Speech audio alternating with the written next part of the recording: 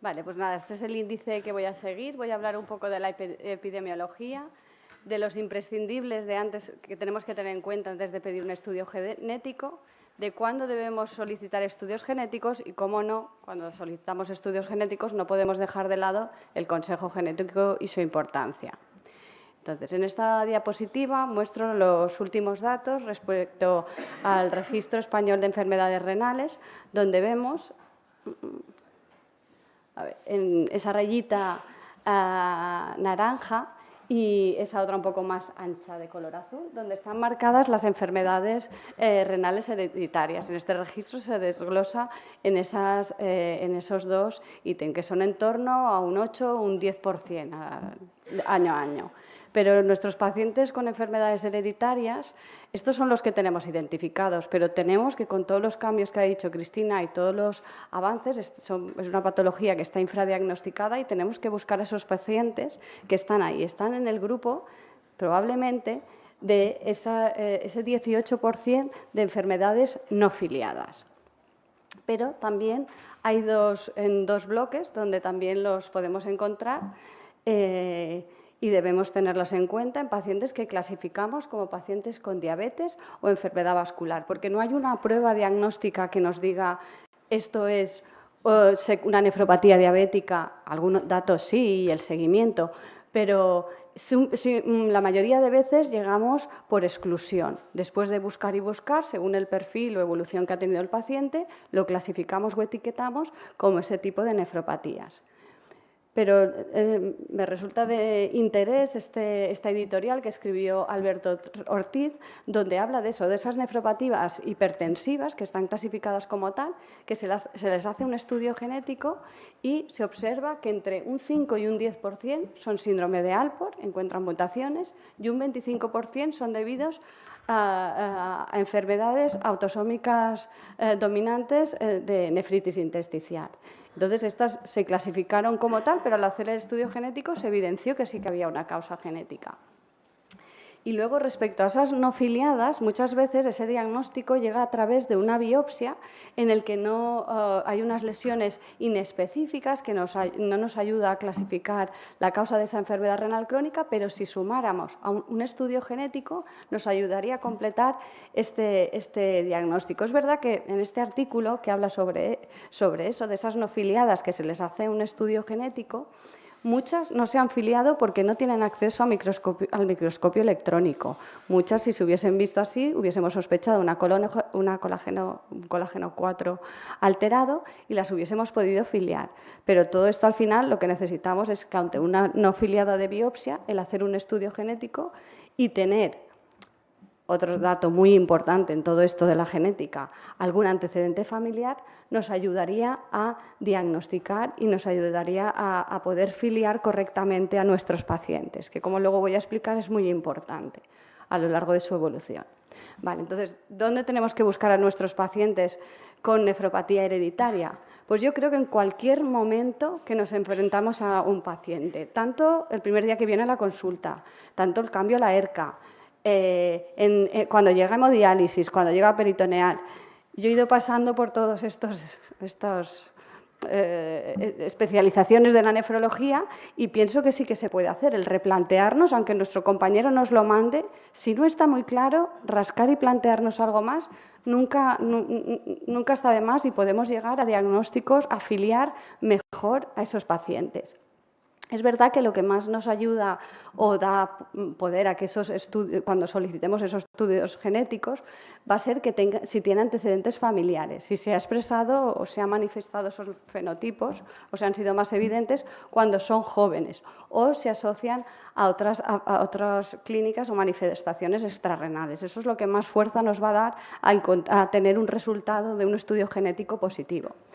Y el solicitar estudios genéticos con todo lo que ha avanzado, que las pruebas son cada vez más accesibles, más económicas, nos puede incluso ayudar a evitar biopsias.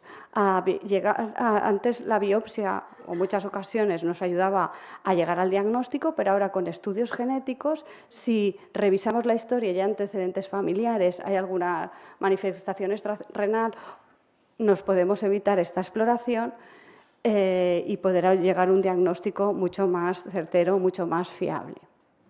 Entonces, de los imprescindibles, cuando nos planteamos solicitar un estudio genético, es muy importante tener clara o intentar clasificar qué tipo de fenotipo tiene nuestro paciente. Si es un fenotipo más glomerular, tubular, intersticial, si hay algún problema, malformación de la vía urinaria o CACUT y sospechamos para este tipo de patologías, o si se asocia, además de esa afectación renal, otras manifestaciones extrarrenales. Por lo tanto, es muy importante una anamnesis muy dirigida y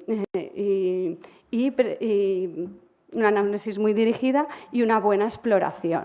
Y preguntar, porque los pacientes nos dan a veces datos, pero que los tenemos que saber interpretar. Bueno, ahora luego contaré alguna situación y incidiré un poco más en esto.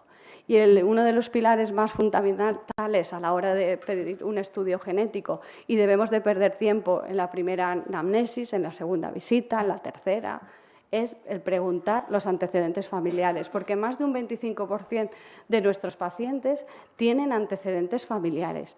Ellos a veces no lo saben, por eso hay que preguntar, que pregunten a la familia, pedir permiso a esos familiares si podemos indagar en sus historias clínicas, porque nos hemos encontrado verdaderas historias familiares de llevar hasta 5 familiares en la consulta, cada uno de mis compañeros, y ninguno lo sabía.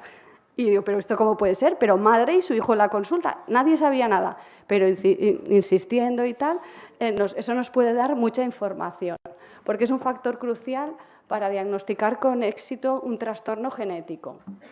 Y no solo al principio del plantearnos pedir una prueba genética, sino a la hora de evaluar esos resultados que nos dan los genetistas. ¿Vale? En ese árbol, aparte de saber afectos y no afectos, también será interesante saber cómo es de grave esta enfermedad en esa familia y en qué momento se ha manifestado.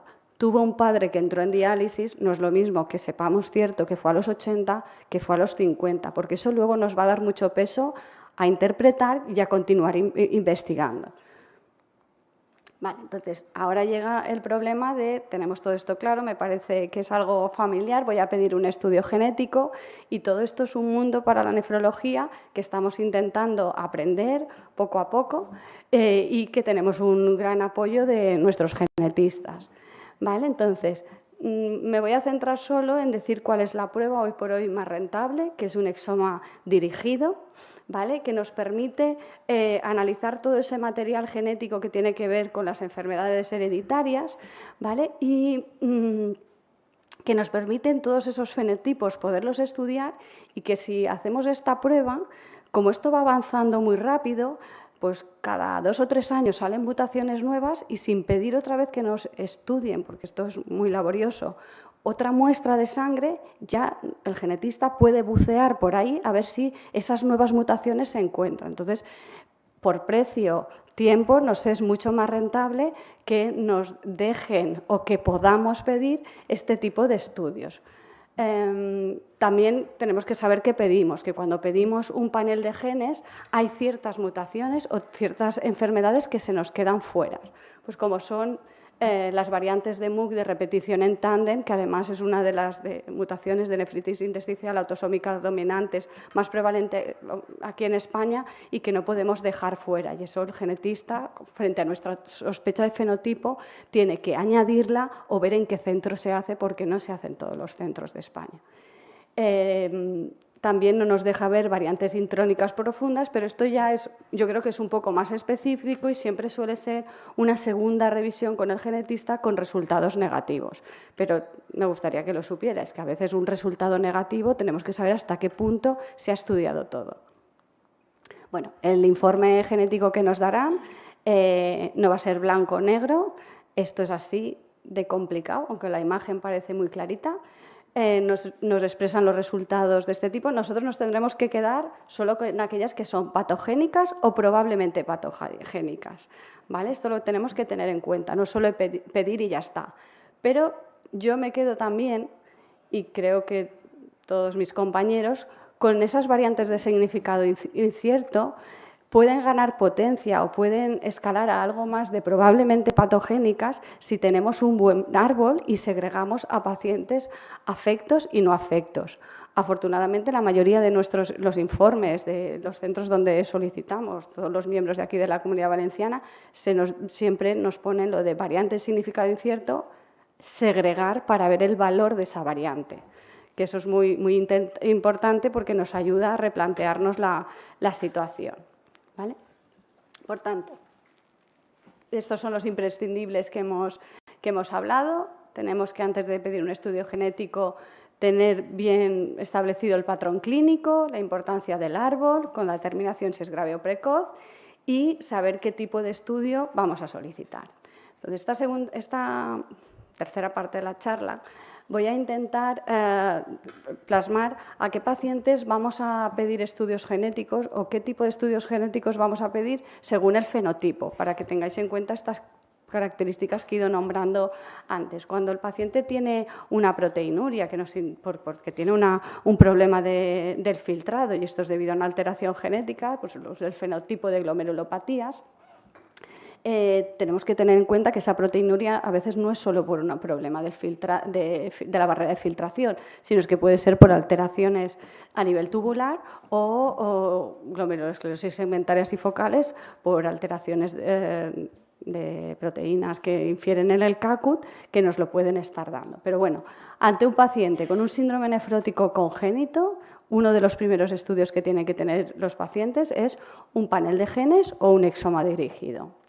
Si el paciente ya no es de edad un poco más avanzada y cursa con un síndrome nefrótico, a los que les tendríamos que pedir un estudio genético son aquellos que tienen un síndrome nefrótico corticoresistentes, que tendremos que indagar si hay antecedentes familiares, si hay alguna manifestación extrarrenal o si este paciente apunta maneras para llegar al trasplante. Entonces, a esos sí que les tendremos que hacer un estudio genético de este tipo.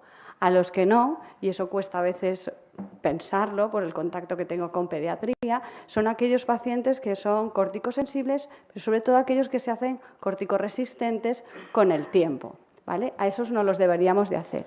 Y gracias a estos pacientes con estos fenotipos, que sí que llegamos a clasificar y tenemos confirmación de un resultado genético positivo, nos va a ayudar mucho, por eso la importancia de pedirlo, al tipo de tratamiento, porque podemos evitar dar tratamiento inmunosupresor y, sobre todo, nos dará mucha tranquilidad a la hora de trasplantarlos si este tipo de enfermedad va a recurrir o no, ¿vale?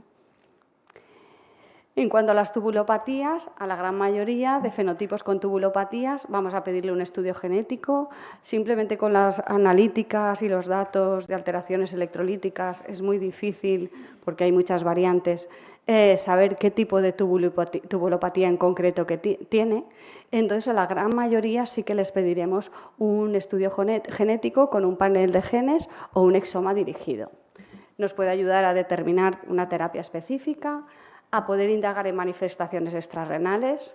Tenía una chiquita con un Gitelman, dolor de rodillas, inválida, pues al final le puede decir tranquilamente, bueno, al traumatólogo a 200 viajes le puede decir tranquilamente que es una de las manifestaciones de un Gitelman mal llevado, no ha cumplido con el tratamiento y tiene todo calcificado. Pues eso la paciente ya sabe por qué es y también se queda un poco más tranquila. En cuanto a niños, pues nos ayuda al desarrollo para saber otras afectaciones extrarrenales o pérdidas de otros electrolitos y para establecer medidas de nefroprotección. En cuanto a los pacientes que tienen un fenotipo de trastorno del complemento, a esos sí que sí les tenemos que pedir un estudio de complemento, pero siempre acompañado, yo creo, y creo que nadie podrá decir que no, acompañado de un estudio funcional para poder interpretar esas variantes. Yo creo que no hay duda que aquí sí que se ha de pedir lo más completo posible de un centro de referencia para poder interpretar y saber toda la información, que es fundamental, para saber si continuamos con ese tratamiento de bloqueo del complemento, si hay que añadir algo más, por si hay autoanticuerpos, y sobre todo esas variantes nos van a indicar el riesgo de recurrencia. Suelen ser enfermedades muy catastróficas, por lo menos los síndromes hemolíticos, esas más tan complejas, en cuanto al trasplante renal, si va a recurrir o no, o a lo largo de su vida, si tenemos que estar más pendientes o no. Entonces, en estos casos, sí o sí a todos se les ha de pedir este estudio.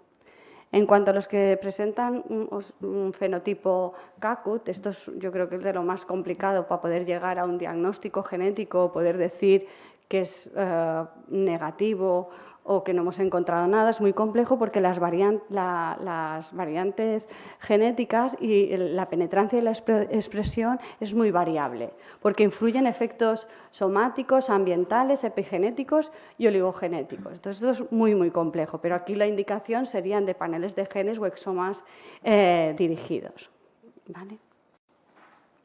En cuanto a las ciliopatías renales, aquí meten 3 grupos muy variados de patologías, como son las poliquistosis autosómicas dominantes o recesivas, que a veces simplemente con la clínica ya podemos tener la sospecha y que ahí pedir el estudio genético dependerá mucho los fines, pues si es para consejo genético, para afectación de familiares, para un posible donante vivo. Ahí las peculiaridades de solicitar un estudio genético son diferentes y yo creo que no se puede englobar con los otros 2 grupos. Además, que tendremos que tener en cuenta que para pedir o filiar este tipo de patologías muchas veces necesitaremos técnicas muy, muy específicas. Entonces, aquí, en este grupo en concreto, necesitaríamos un panel de genes dirigidos de poliquistosis. En cuanto a la nefronoptisis y la nefritis tubulointersticiales dominantes, con un panel de genes nos cubriría esto, pero en este último grupo el estudio de MUC en esas variantes que hay de repetición, ahí tendríamos que asegurarnos, ante la sospecha de este fenotipo, que no se incluyeran este tipo de estudio específico que, como he dicho, pues hay en pocos centros en el que esta técnica está validada y nos pueden dar un resultado negativo como tal con un buen estudio. Vale. La importancia de pedir un estudio genético en la poliquistosis, la indicación de un estudio genético nos puede ayudar a meterlos en estudios clínicos que hay en la actualidad en marcha o dar tratamientos como el tolvaptan. ¿Vale? Entonces, solicitar un estudio genético para encontrar esa indicación. Bueno, por último, en esta parte voy a hablar de aquellos pacientes con una enfermedad renal crónica no filiada, o sea, que no tienen un fenotipo claro y específico. Y aquí vamos a dividir aquellos que tienen una presentación de enfermedad renal grave y es gente joven, que una vez descartado todo, a esos sí o sí les tenemos que pedir un exoma, un estudio completo, pero aquellos que presentan una enfermedad renal crónica a una edad avanzada, a ese grupo no a todos le vamos a sacar rendimiento el pedirle un estudio genético. Nos lo tendremos que plantear mucho, tendremos que indagar mucho en esos antecedentes familiares o otras expresiones extrarrenales. Pero ahí el peso de los antecedentes familiares nos va a influir mucho en decidir pedir una prueba, sobre todo por la rentabilidad. Vale.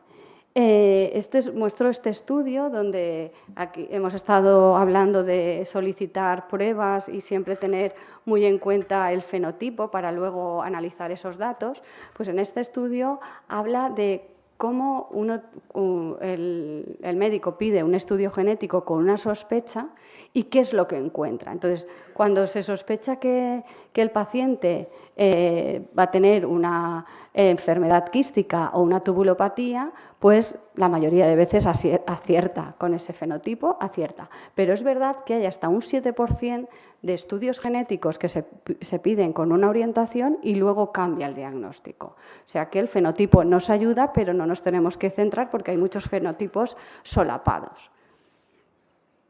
Y también tener en cuenta que esos estudios genéticos tienen que ser amplios. Vale.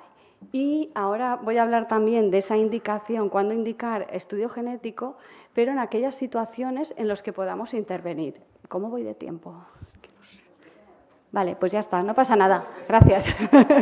Entonces, esta parte la voy a ir comentando con casos clínicos, ¿vale? Entonces, este es el caso de una paciente que llevamos durante un tiempo en la consulta, que se llevaba durante mucho tiempo en la consulta, la doctora Ramos, y tenía una insuficiencia renal crónica que iba progresando, tenía un padre que estaba malo del riñón, que luego entró en diálisis, pues bueno, había tenido una ACV, había tenido un infarto, y ante esa progresión decidimos pedirle una biopsia renal y encontramos esos datos, esos depósitos sugestivos de una enfermedad de Fabry, y el hecho de pedir el estudio genético nos ayudó a confirmar la enfermedad, a saber qué tipo de mutación era y la amenabilidad del tipo de tratamiento que le podíamos dar.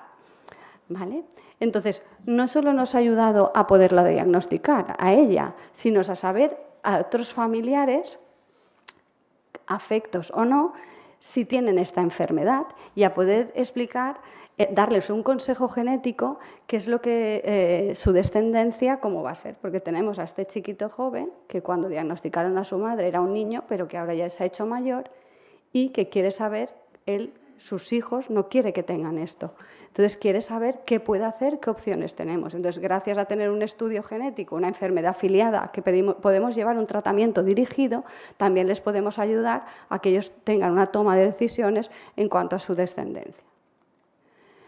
Esta otra familia nos ayuda a explicar, ¿no? Pues un paciente que tenemos en la consulta de 1,5 de creatinina, que va progresando con microhematuria y microalbuminuria, y que decidimos en ese momento, pues un poco ciegos, viendo la situación, que queremos biopsiar. La paciente se niega, la rescato yo en la consulta, que no quiere biopsiarse, y entonces volvemos a rascar con antecedentes familiares.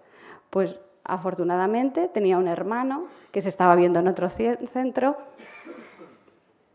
que nuestra compañera le había pedido un estudio genético desde el Hospital de Sagunto, que era donde se seguía este paciente, que tampoco la hermana nos lo contaba como tengo un hermano que está muy afecto. No, tuvimos que rascar, pedir permiso, hablar con la doctora Malek y vimos que sí que se le ha hecho un estudio genético, segregamos, nuestra paciente lo tenía.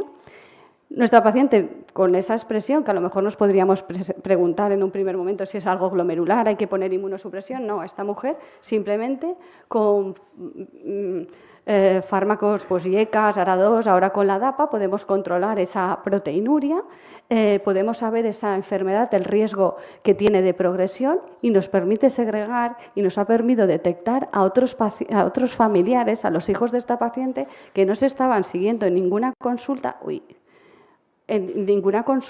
y podemos intervenir, ¿vale? Nos hemos evitado esos puntos tan importantes que es no dar inmunosupresión y dar medicamentos de nefroprotección y detectar a otros familiares que no se tienen en cuenta, ¿vale?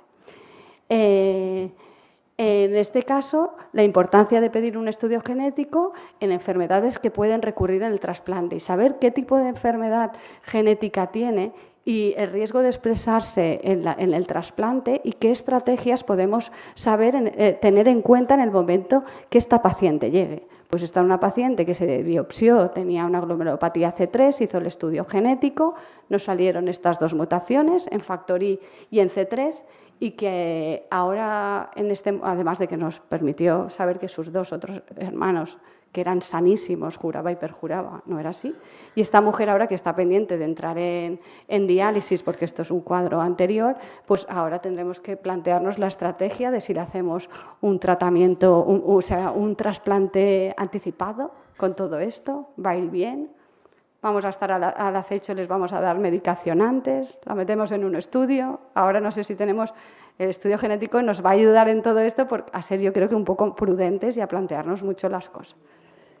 Bueno, en cuanto al estudio genético con enfermedades que tienen afectación de otros órganos, el estar filiado y saber qué mutación tiene nos hará que hagamos una revisión de qué expresión tiene esta familia.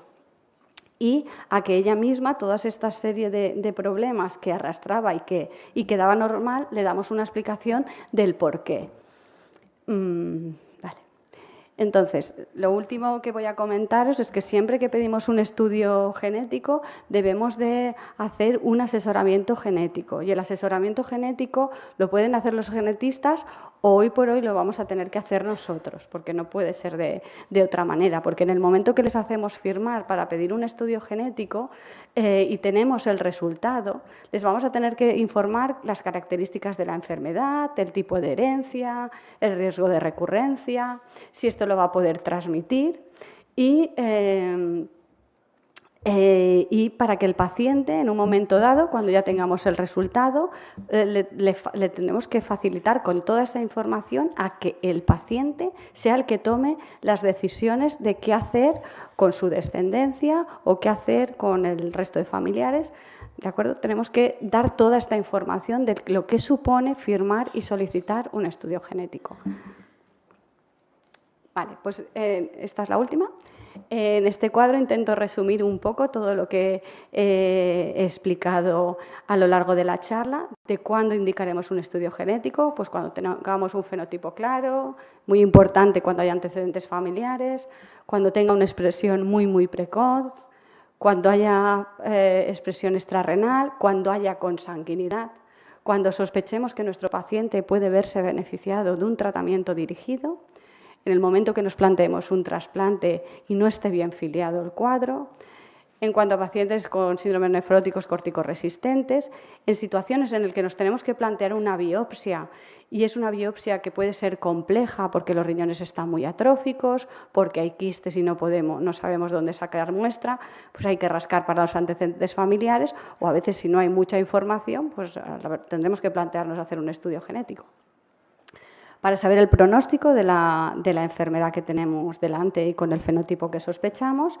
en aquellas biopsias, como he dicho al principio, que no son diagnósticas, y sobre todo en aquellas situaciones que nos planteemos que esas enfermedades pueden recurrir en el injerto, como he dicho, en las MASH o en las hiperoxalurias primarias. Bueno, pues nada, esto es todo. Y ya está.